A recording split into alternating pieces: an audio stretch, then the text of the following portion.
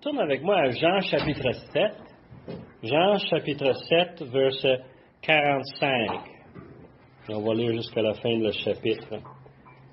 C'est un passage qui est intégré. C'est-à-dire intégré, c'était un passage qui se mêle avec les passages précédents. Ça nous met un peu un contexte assez unique, assez spécial. Et c'est un passage qui nous démontre vraiment des choses, je dirais, tristes dans la vie. Pour nous, comme enfants de Dieu, c'est encore doublement triste parce que on sait la grâce que Dieu nous a accordée et on sait que Dieu veut l'offrir à tous. Jean chapitre 7, verset 45. Ainsi les huissiers retournèrent vers les principaux sacrificateurs et les pharisiens, et ceux-ci leur dirent, « Pourquoi ne l'avez-vous pas amené? » Les huissiers répondirent, « Jamais l'homme n'a parlé comme cet homme. » Les pharisiens leur répliquèrent, « Est-ce que vous aussi, vous avez été séduits? Y a-t-il quelqu'un des chefs ou des pharisiens qui ait cru en lui? Mais cette foule ne le connaît pas la loi, ce sont des maudits. » Nicodème, qui était venu de nuit vers Jésus et qui était l'un d'entre eux, leur dit, « Notre loi condamne-t-elle un homme avant qu'on l'entende et qu'on sache ce qu'il a fait? » Ils lui répondirent, « Es-tu aussi galiléen? Examine et tu verras que la Galilée, il ne sort point de prophète. » Et chacun s'en retourna dans sa maison. Ça, c'est la parole de Dieu. C'est écrit par un des apôtres, un témoin oculaire, quelqu'un qui vivait dans ce moment-là, qui suivait notre Seigneur, qui entendait, qui écoutait, qui voyait ce qui se passait. Mais c'est écrit beaucoup plus tard, un auditoire qui ne connaissait pas la religion juive comme telle, un auditoire qui était ignorant par rapport à tout ce qui s'est passé autrefois. Il n'avait pas de système éducationnel comme le nôtre, où ce qu'on va documenter, on va avoir des livres d'histoire, ils avaient très peu de cela. Il existait quand même, mais il y en avait très peu. Le public, en général, n'avait pas accès à cette sorte de formation. Alors, tout ce qu'il entendait, c'est de bouche à l'oreille. Et Jean prenait sur lui l'opportunité d'expliquer qu'est-ce qui s'est passé, comment ça s'est passé. Il nous donne beaucoup de détails en arrière. Et j'imagine que lui-même, en ayant un témoin oculaire, il a vu des choses, mais ce n'est qu'après la mort de notre Seigneur, après la résurrection, après le commencement de l'Église, est-ce que Jean a vraiment pu saisir et positionner les choses qui se sont arrivées. Et là, c'est important de mettre ça en perspective, parce que lorsqu'on lit ce passage, on pense souvent que c'est un simple récit, une histoire qui est racontée. Et c'est beaucoup plus. Jean a un objectif, et Yvon, la semaine passée, nous en a parlé. Est-ce que vous vous souvenez? Moi, la semaine précédente, en fin de compte, on a tous pris le temps de ramener l'idée de l'Évangile de Jean a un objectif très précis, documenté bien comme il faut dans chapitre 20, versets 30 et 31. Jean veut qu'on croie que Jésus est le Fils de Dieu. Et qu'en croyant, qu'on ait la vie éternelle. All right? C'est un verset, et on fait ça en rattaquant, en espérant qu'un jour on va le maîtriser assez bien. Et on peut le réciter à n'importe quel instant. Moi, je crois que Jésus est le Fils de Dieu. Amen. Et en croyant que j'ai la vie éternelle. C'est l'objectif que Jean a mis. Et à chaque chapitre, à chaque passage, il revient avec cette même idée.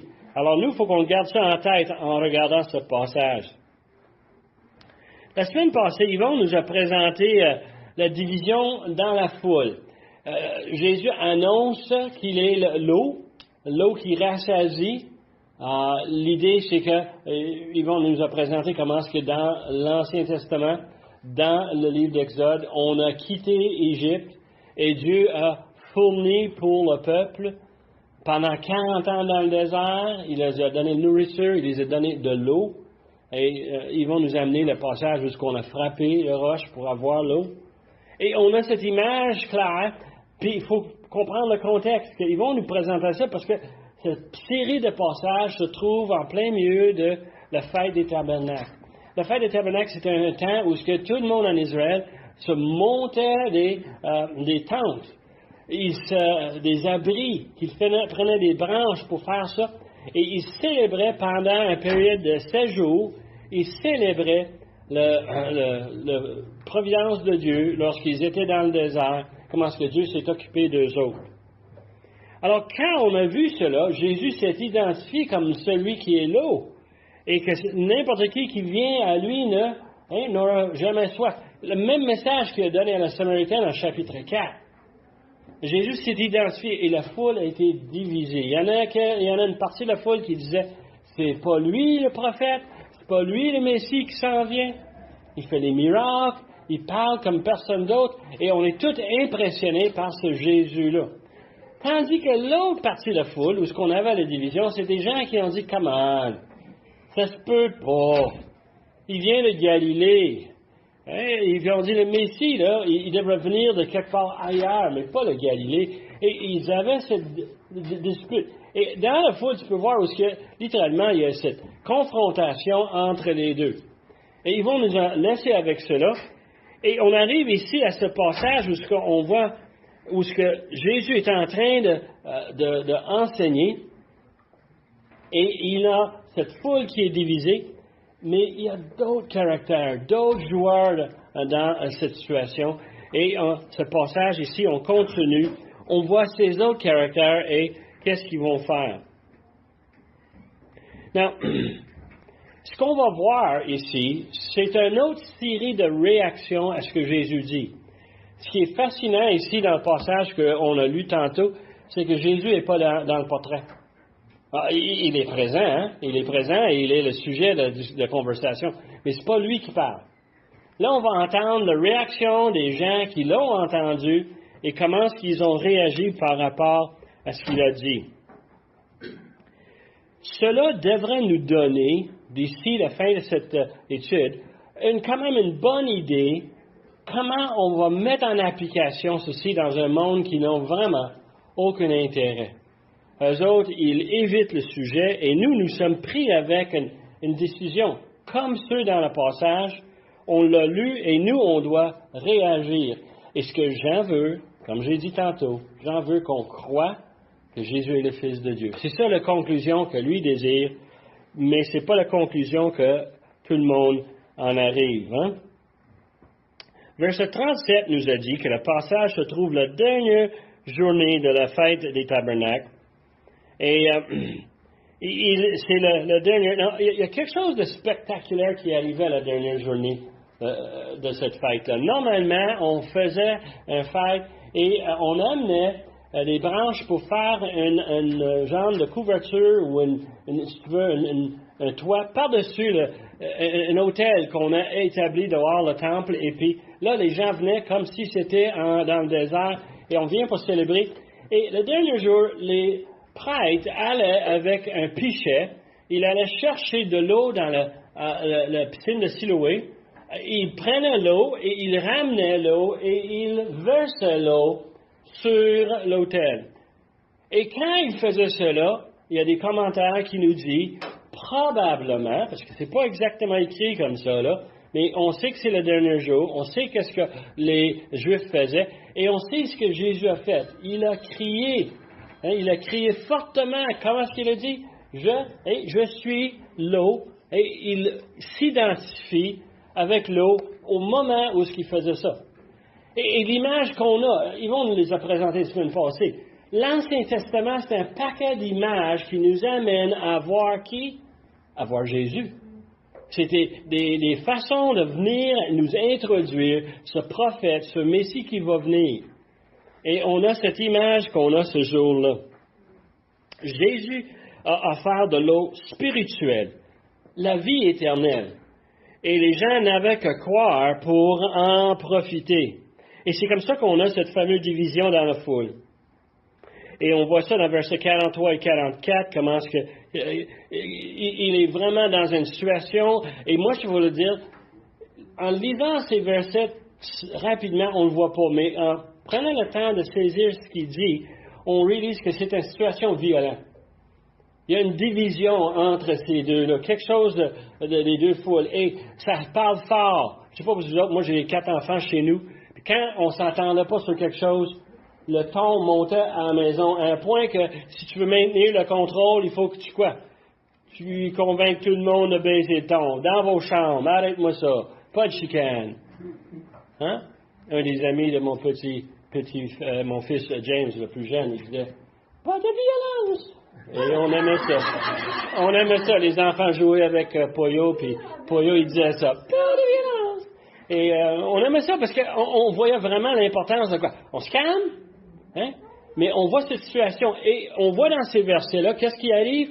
On cherche à saisir de Jésus. C'est lui qui a commencé cette division. C'est lui qui a commencé ce conflit. On veut l'arrêter. Et c'est pas la première fois. C'est pas la dernière fois. On lit dans Jean 30 qu'il cherchait donc à saisir de lui. Dans Jean 7, verset 30, il disait, il cherchait à saisir. Et personne n'a mis la main sur lui parce que son heure n'était pas encore venue. Ça, c'est très important, ça. Cette expression-là. Faut le dire, hein? Moi, des fois, j'essaie de coucher les enfants, puis les autres, ils essaient de servir de ce verset-là. On dirait, c'est pas mon heure à moi, là, c'est l'heure aux plus jeunes. Moi, je suis plus vieux. Chez nous, on avait une politique, c'est qu'il y avait un décalage de 15 minutes entre chaque enfant. Et de cette façon-là, on maintenait l'ordre. Le plus vieux aimait ça parce que ça lui donnait plus d'autorité sur les autres. Hein? C'est toi qui s'en vas, moi, je reste debout. Hein? Je regarde le hockey un autre 15 minutes. Hein? C'était fun. Mais l'idée ici, c'est qu'on a cette notion que Jésus est sur une échéance bien définie, un cédule prédéterminé, et tu ne peux pas t'en saisir de lui. Jésus a littéralement un manteau de Teflon, il n'y a rien qui colle jusqu'au moment qu'il enlève ce manteau-là. Et on sait, nous autres, on a triché, on a lu, on sait quand est-ce que ça arrive. Et c'est pas là. Et on sait très bien que quand même les gens essaient de l'arrêter. On l'a vu dans Jean 10, ils cherchent encore à le saisir, mais ils s'échappaient de leurs mains. Cette image-là, pas capable de le saisir. Et dans Matthieu 21, ils cherchaient à saisir de lui, mais ils craignaient la foule. Il y a aussi une résistance, et ça c'est important à saisir. Quand on cherche à arrêter Jésus, c'est pas dans une allée quelque part, un petit chemin ou un sentier ou dans une petite maison. C'est dans le temple, il y a des foules, les gens l'écoutent. Tu ne peux pas vraiment juste le saisir et avoir sans conséquence. Il y a là dans la foule, et on a vu la semaine passée, il y en a une partie de la foule qui commence à croire, et les autres, ils vont être pas mal fâchés. Ils vont partir en émeute si on l'arrête. Si on voit ces situations à travers les évangiles, comment on cherche à saisir de Jésus. Et justement, ici, on a ce problème, on l'a vu la semaine passée, ils veulent l'arrêter. On arrive à verset 45, et les huissiers retournent vers les principaux sacrificateurs et les pharisiens. Et il leur dit, pourquoi n'avez-vous pas amené? Et les huissiers répondirent, jamais l'homme n'a parlé comme cet homme. Les pharisiens leur répliquèrent, est-ce que vous aussi vous avez été séduits? Les huissiers reviennent avec les mains vides. C'est ça que ça nous dit. Pourtant, c'était leur job d'aller le chercher, n'est-ce pas? Parce qu'on a vu dans verset 32, on les a expédiés avec des instructions spécifiques. Va le chercher. Fais ta job. Vous avez des bâtons, vous êtes en charge, vous avez l'autorité, vous avez des ordres. Va le chercher. Puis ils reviennent sans Jésus. Et tu peux voir où est-ce qu'on a un problème. La question des principaux sacrificateurs, c'est peut-être une question qu'on s'attend parce qu'ils voient que les huissiers reviennent, mais pas Jésus. Et c'est normal qu'ils vont dire qu'est-ce qui est arrivé. Explique-nous ce qui s'est arrivé.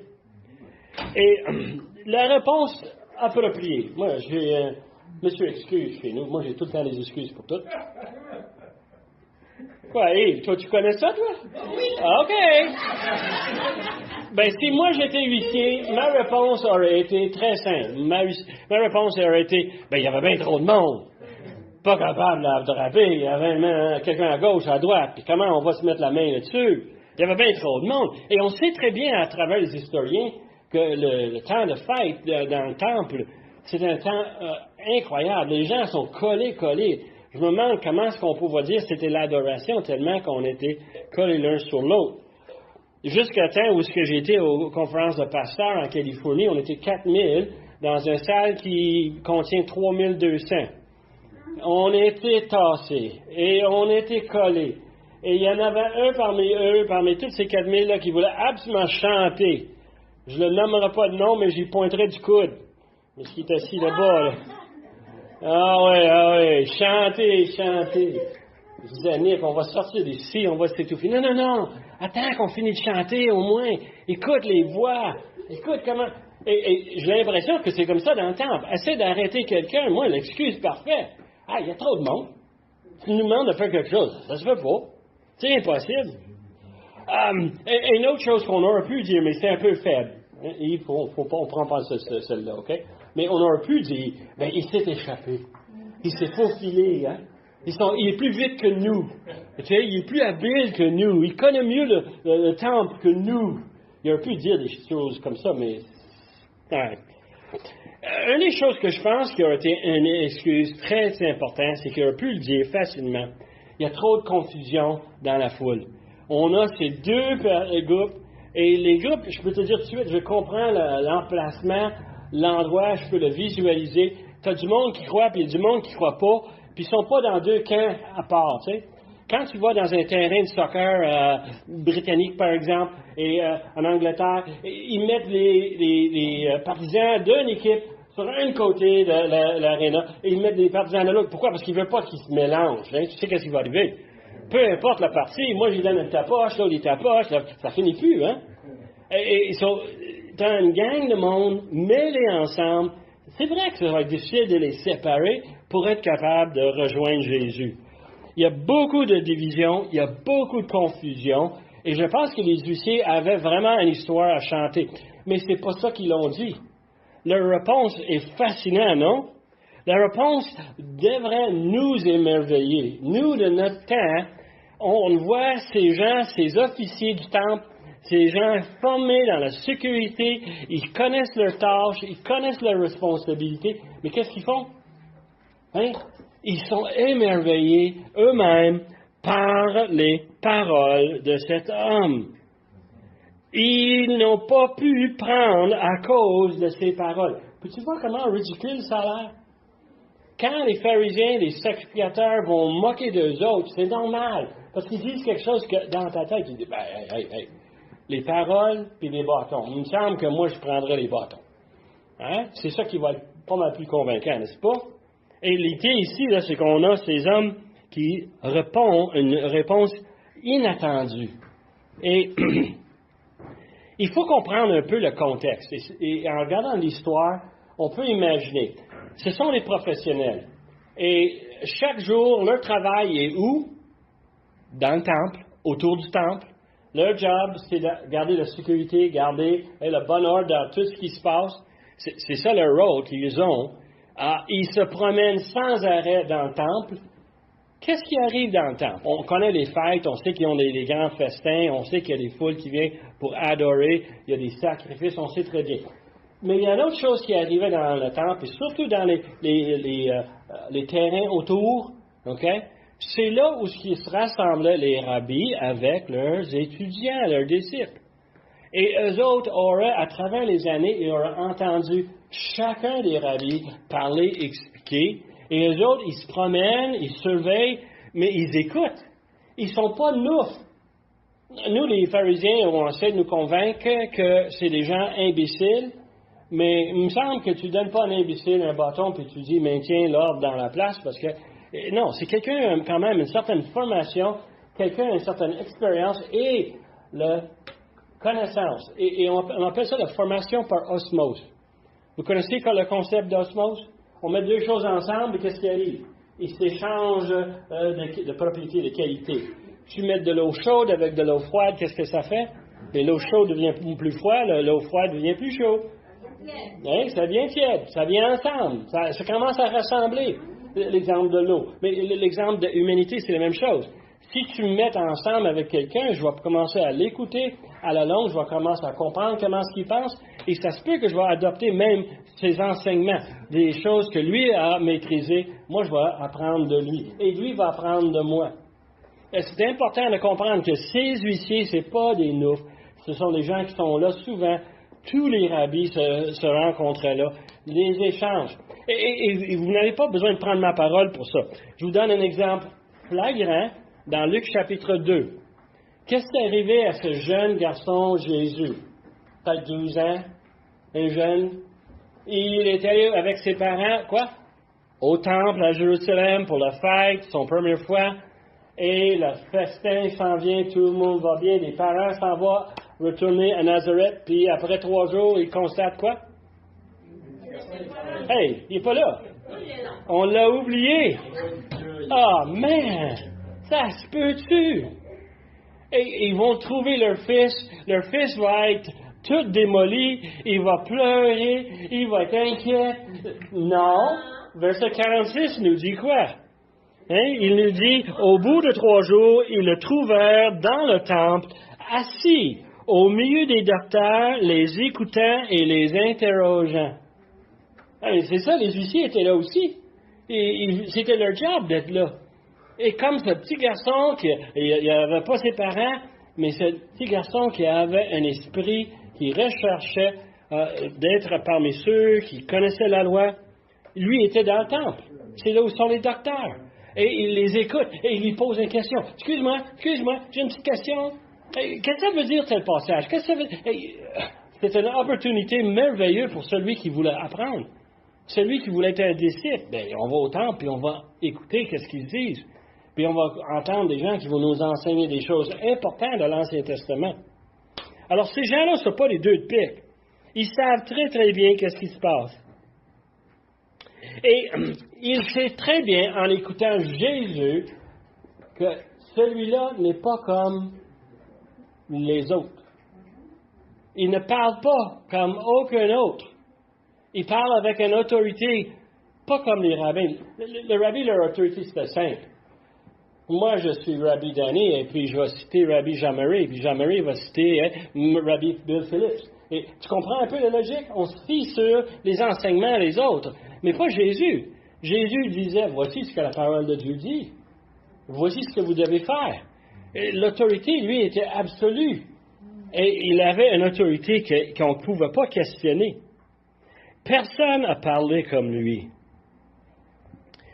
Et c'était drôle de voir la réaction des pharisiens et des sacrificateurs, parce qu'en sachant tous ces détails-là, on les entend maintenant, et il me semble que leur job aurait été de les chicaner pour leur manquement par rapport à leurs responsabilités religieuses et légales. Est-ce qu'on est d'accord? Vous êtes les huissiers, on vous a envoyé d'arrêter ce Jésus-là. Pourquoi vous ne l'avez pas fait? C'est ça que vous auriez dû faire. Non, c'est pas ça qu'ils font. Au lieu de les confronter avec cela, au lieu d'arrêter celui qui est supposément la cause de toutes les difficultés et tous les problèmes, celui qui cause le trouble, non, eux autres, ils moquent les huissiers en leur disant, vous êtes séduits aussi. L'impression, c'est qu'ils savent très très bien que les gens l'écoutent, Jésus. Ils savent très très bien qu'il y en a parmi ceux qui écoutent, qui le croient, qui le suivent, et ils disent, c'est un acte de séduction. Et ils disent aux huissiers que vous êtes maintenant parmi eux. Vous êtes séduits comme eux autres.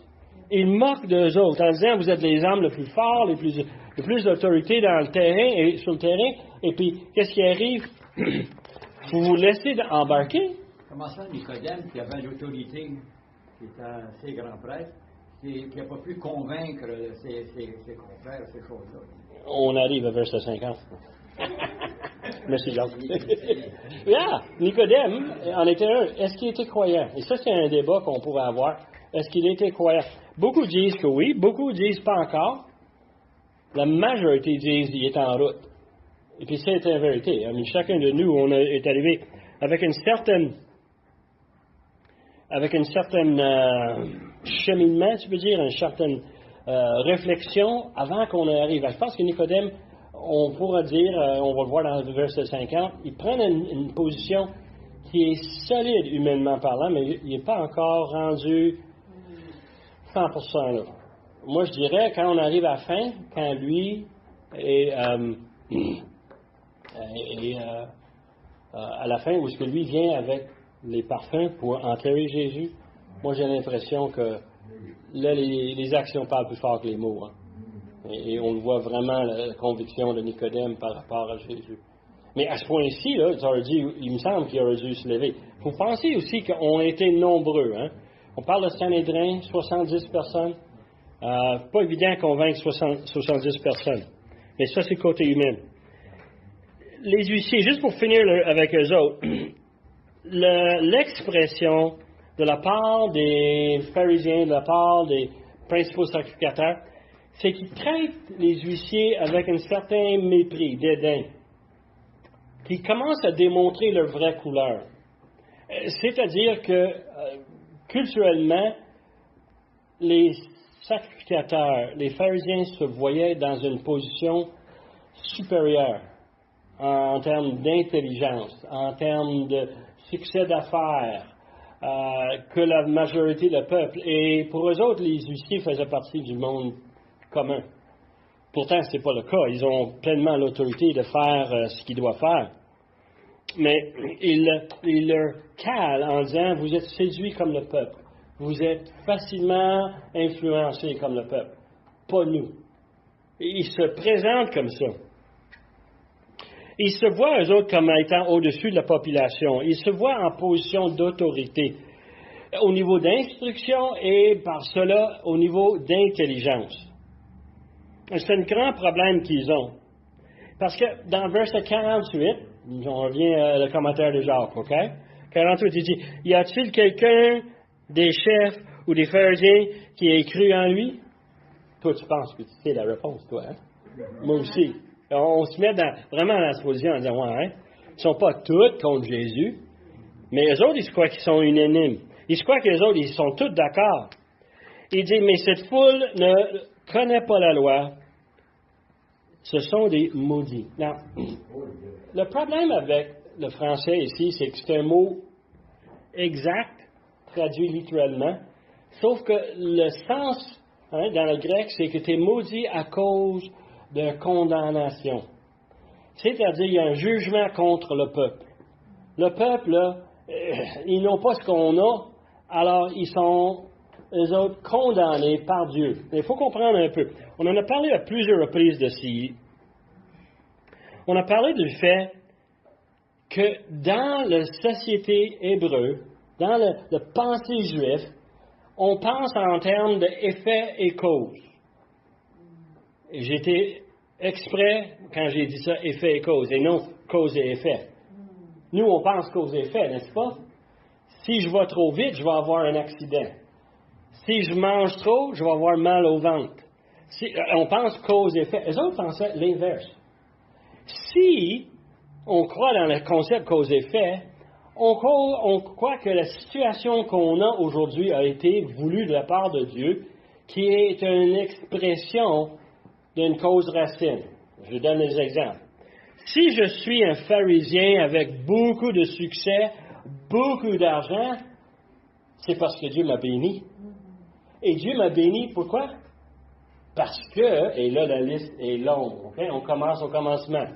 Je suis un descendant d'Abraham. Je suis dans la famille des enfants de Dieu. Je suis spécial. J'ai été choisi.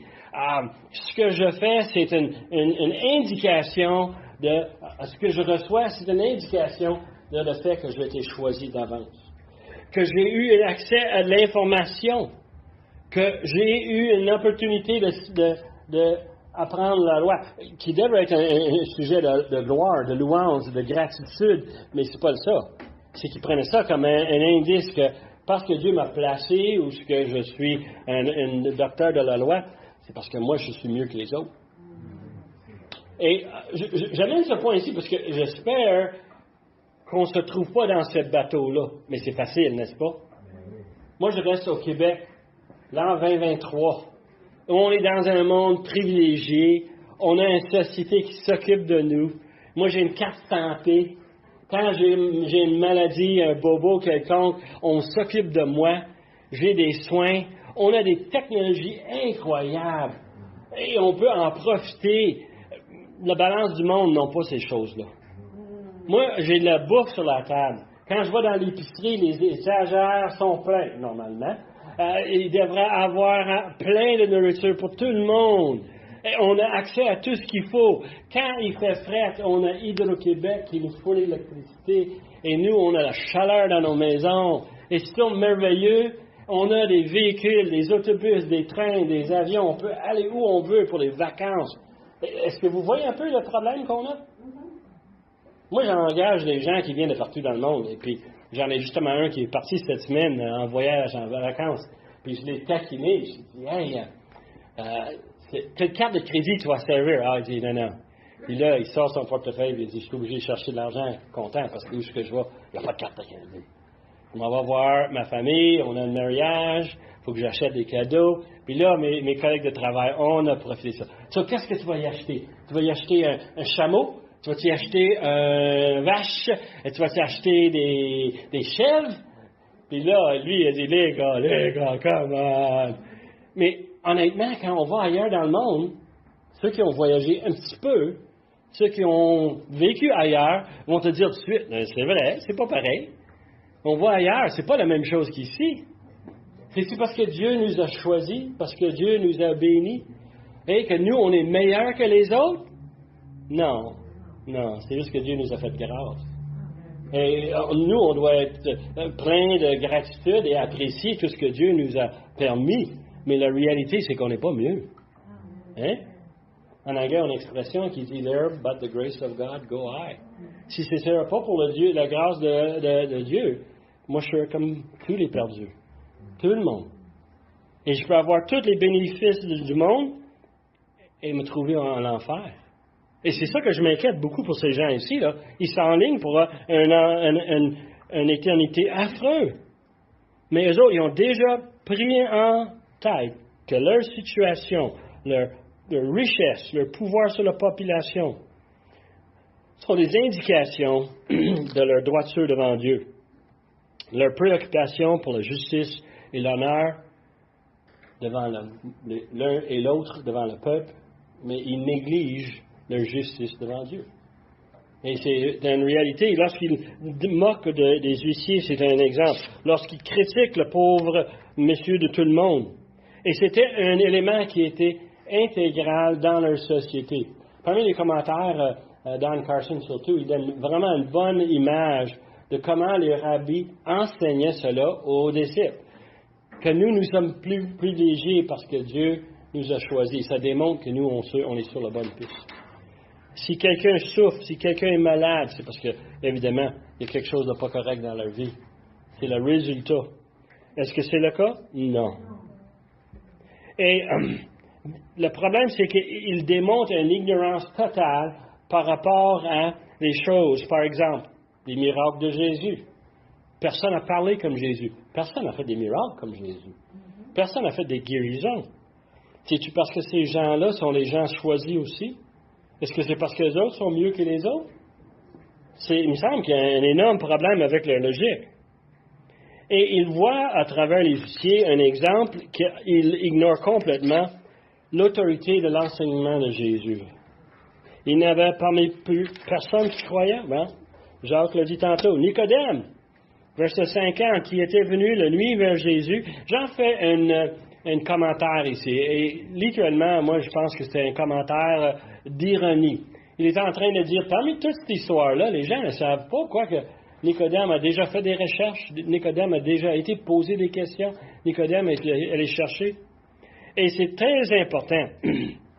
Nicodème, il va se lever et il va défendre Jésus. Mais il va le défendre d'une façon humaine et non d'une façon spirituelle. C'est pour ça que j'ai encore un peu de doute sur sa conversion. Pas encore. Pourquoi? Parce qu'il parle comme un homme. Et peut-être c'est parce que son auditoire, il sait très bien, ils vont réagir à des arguments humains. Il dit, ça prend une approche légale. C'est pas juste ce que vous dites sans que vous ayez passé par une tribunal. L'homme a droit de se défendre dans un tribunal. Et on doit entendre ce qu'il dit, on doit voir ce qu'il fait et examiner ces choses-là. Mais la réaction des sacrificateurs, c'est une où ils accusent Nicodème d'être quoi? D'être naïf. Hein? Ils entendent dire quoi? Les préjugés des sacrificateurs, les préjugés des pharisiens sont tellement évidents lorsqu'on voit ce passage. Et Jean veut qu'on le voit clairement. Ils disent, « 10 minutes, es-tu galiléen? » C'est une insulte, ça. Il s'insulte Nicodème. Il donne une réponse qui va ridiculiser Nicodème, qui va caler ses arguments légaux. Ils sont en train de lui dire, « As-tu pas un peu d'orgueil? As-tu pas un peu de fierté? Come on! » Ils démontrent leur mépris pour les tribus du Nord. Et ça, c'est un fait qui était connu à travers les enseignements des rabbis depuis bien des centaines d'années. Galilée est dans le nord et le Judée est dans le sud. Et depuis la séparation des royaumes qui est arrivée après Salomon, on arrive à une situation où il y a un mépris entre le royaume du sud et le royaume du nord. Et on leur dit, c'est des campagnards, c'est des gens pas instruits, c'est des gens qui n'ont pas de recherche, ils n'ont pas de diplôme, ils n'ont pas étudié sous les rabbis d'autorité. Ce sont des gens, des pauvres, c'est des gens de basse position. Et ils disent quelque chose de fascinant. Ils disent quoi? Ils disent, examine et tu verras que de la Galilée, il ne sort point de prophète. Don Carson, il dit que parmi les chercheurs dans le grec, le terme employé ici, c'est qu'il n'y a pas de prophète. Et ce que nous, on a traduit comme un prophète, il n'y en a pas un. Et il y a un problème avec ça, c'est que il pense que dans la langue originale, ça se peut que c'était pas ça qui était écrit. C'était écrit, il n'est pas le prophète. Qui faisait la référence de la part des pharisiens, des sacrificateurs principaux, que le Messie ne viendra pas de Galilée. Et tu peux voir cet argument qui est là. Le problème avec cet argument-là, c'est que s'ils avaient pris un peu d'effort, ils auraient été chercher Jésus, fils de Joseph et Marie. Ils ont trouvé dans les records qui sont enregistrés dans le temple, hein, les Juifs sont très fiers de ça, évidemment, pour s'identifier leur héritage. Ils vont découvrir qu'il est né où? À Bethléem, en Judée. Alors, déjà, ils vont voir très rapidement que leur accusation de Jésus de venir de Galilée ne se tient pas debout. Et ça, c'est un élément où on voit vraiment leur préjugé, leur mépris pour le peuple et évidemment leur effort pour ridiculiser Nicodème. Mais il y a un autre problème que je trouve fascinant, c'est que s'ils disent qu'il n'y a pas de prophète qui sort de Galilée, bien, qu'est-ce qu'on fait avec Jonas? Jonas venait de devine d'où? Galilée. Le prophète Nahum venait de Galilée. Alors, on a ces gens-là qui étaient clairement prophètes. Et d'ailleurs, ce qui est frappant, c'est qu'il y avait des rabbis qui enseignaient que chaque tribu avait leur propre prophète. Que tout le monde en avait des prophètes. Dieu parlait à travers les 12 tribus. Et là, tout à coup, on est en train de parler contre cet enseignement, qui fait encore une forme d'hypocrisie.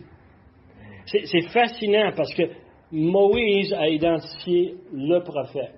Il a dit qu'il va venir le prophète. Alors, dans l'hébreu, c'est clair. Dans le grec, ici, ça a l'air que dans les textes originaux, ça se peut qu'il parle littéralement. Le Messie ne peut pas venir de Galilée. On voit ces choses-là, on voit une situation plutôt pénible, n'est-ce pas? Dans les deux cas, on voit comment ils sont trompés. Et moi, je vous propose qu'ils se sont trompés volontairement. Avec leur pensée, leur logique bien formée, bien développée, ils sont venus avec des préjugés duquel ils sont eux-mêmes aveuglés de ce qui se passait devant eux actuellement. Les guérisons, les enseignements. Ils entendaient d'une oreille, mais ça sortait de l'autre parce que ça n'avait aucune logique. avec ce qu'il voulait comprendre. Moi, je trouve ça fascinant parce qu'aujourd'hui, on parle souvent à des gens. La réponse standard lorsque je partage mon témoignage, c'est bien beau pour toi, mais moi, j'y crois pas. Et ça, c'est vraiment le problème que Jean faisait faire dans son temps. Lorsqu'il a écrit cet évangile, il faisait faire d'un auditoire qui ont dit, c'est bien beau pour toi, Jean, mais moi, je ne le crois pas. Et Jean essaie ici de nous raconter ce qui s'est passé pour qu'on puisse le voir. Et littéralement, on le voit souvent. Et d'ailleurs, j'ai peur que nous, dans l'Église, même nous, on devient tellement confortable qu'on ne se questionne pas, on ne se rappelle pas, est-ce que je crois vraiment à tout ce que Jean dit?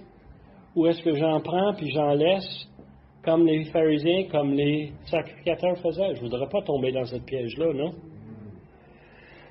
On termine avec verset 53 qui dit « Chacun retournant dans sa maison ».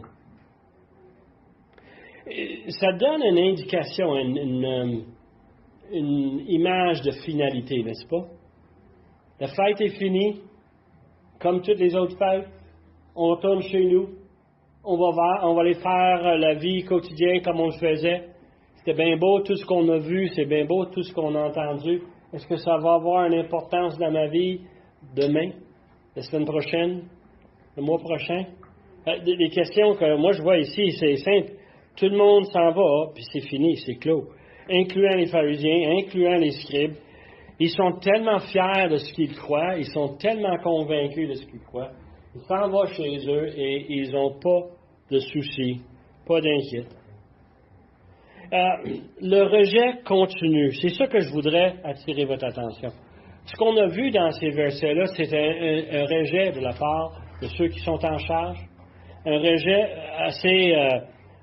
assez flagrant et catégorique. Il n'y a pas d'opportunité, il n'y a pas de questionnement, il n'y a pas de recherche qui se fait. Et c'est tellement pareil aujourd'hui. On parle à des gens et ils ne questionnent pas, ils n'écoutent pas, ils ne font pas des recherches. Un des livres que j'ai sur mon étagère à la maison, c'est un livre qui est écrit par Josh McDowell qui s'appelle « Evidence that Demands a Verdict ». C'est un livre qui est écrit par rapport à un homme qui était un avocat et il cherchait, car il explique dans l'introduction, il cherchait à prouver que les Écritures étaient complètement faux par rapport à Jésus. Et il a pris chacun des passages, il a monté un cas juridique. Et au fur et à mesure qu'il écrivait, le fur et à mesure, il se convainquait lui-même. Mais regardons ça, c'est vrai, ça. Regardons ça, les témoignages sont nombreux. Regarde-moi donc ça. Il est arrivé à une conclusion où il est obligé de quoi? D'accepter ce qu'il a fait des recherches. Il est obligé d'admettre que c'est le Fils de Dieu. Et c'est un livre fascinant. C'est un livre qui est plutôt un document de référence. Alors, tu prends un passage, il va expliquer qu'est-ce qu'il a vu dans ce passage, légalement, comment ça s'est déroulé. Mais ma partie favorite, c'est l'introduction. Et il y a son témoignage qui est là-dedans. Il y a une partie qui est fascinante aussi, c'est de voir la réaction qu'il avait par rapport à son père. Un père qui était un ivrogne, sans arrêt. Quand la visite venait à la maison, lorsqu'il était adolescent, il prenait son père en arrière de la grange, il l'attachait sur un poteau, il mettait une guenille dans la bouche, puis il dit « Tu restes là jusqu'à temps que la visite parte. Tellement que tu nous fais honte. » Lui et son père étaient en conflit constant. Et c'était plus tard dans sa vie où son père est arrivé et lui dit « J'aimerais ça croire comme toi tu crois. » Et il a pu amener son père, l'Évangile. Et dans son témoignage, il dit, ça c'est le moment peut-être le plus décrochant pour lui. Oui, il y a tous les arguments, oui, il y a toutes les preuves. Mais quand j'ai vu la transformation dans la vie de mon père, c'est là où j'ai cru. Et nous sommes comme ça, n'est-ce pas? Dieu nous confronte avec sa vérité, sa parole. Mais c'est quand on le vit, puis qu'on l'expérimente, puis on goûte la grâce de Dieu, on est capable de dire, ah, c'est bien vrai ça. C'est beaucoup plus facile pour moi de dire ça maintenant à l'âge de 68 que quand j'ai accepté le Seigneur à 8 ans. Beaucoup plus facile. Pourquoi? Parce que j'ai beaucoup plus d'histoires dans ma vie où ce que je peux dire, wow, Dieu a fait des choses incroyables pour nous. Et c'est pas parce qu'on est mieux, c'est pas parce qu'on est bon. C'est parce que lui est venu, il a offert son Fils. Et pour nous, ça Ça devrait nous donner une conviction, en lisant ceci, de continuer de rester ferme dans nos témoignages, dans nos convictions, d'étudier la parole de Dieu, de l'absorber, de la connaître, de l'appliquer dans nos vies, d'annoncer Jésus comme le seul moyen d'obtenir le pardon de nos péchés devant Dieu. Parce que c'est lui le Fils de Dieu. C'est lui qui donne la vie éternelle. Prions.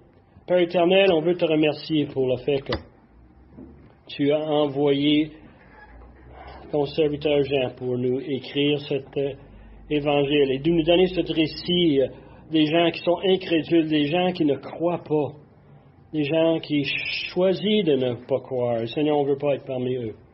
On veut mettre notre pleine confiance en toi, 100%. Et Seigneur, on voudrait s'engager envers toi. Sers-toi de nous cette semaine.